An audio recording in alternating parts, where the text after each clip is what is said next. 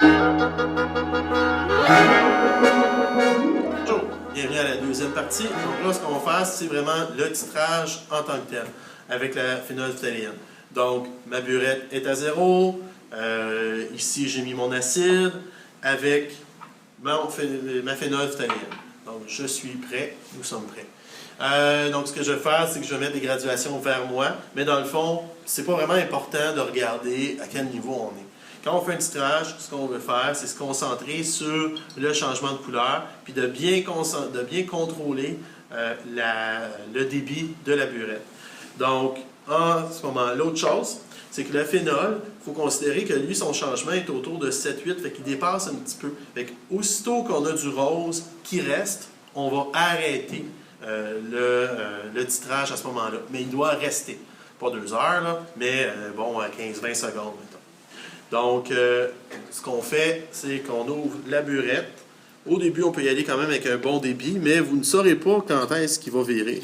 Donc là, si j'y vais, vous voyez, à l'endroit où la base tombe, c'est légèrement rosé. On se rappelle que le phénol est incolore en milieu acide et en milieu basique, il est rosé.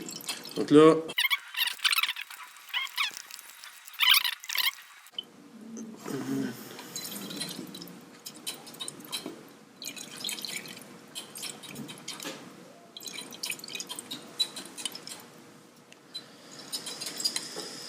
et on est-tu là? Oh!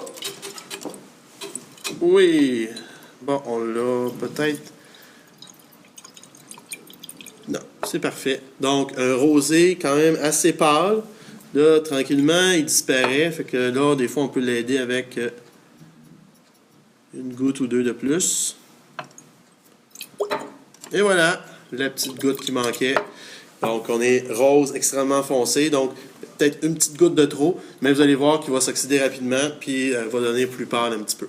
Donc là, ce qu'on fait, on doit mesurer la valeur. Donc, on se rappelle, pour mesurer une valeur, qu'est-ce qu'on fait? Ben, on va regarder, toujours trouver la valeur la plus petite graduation.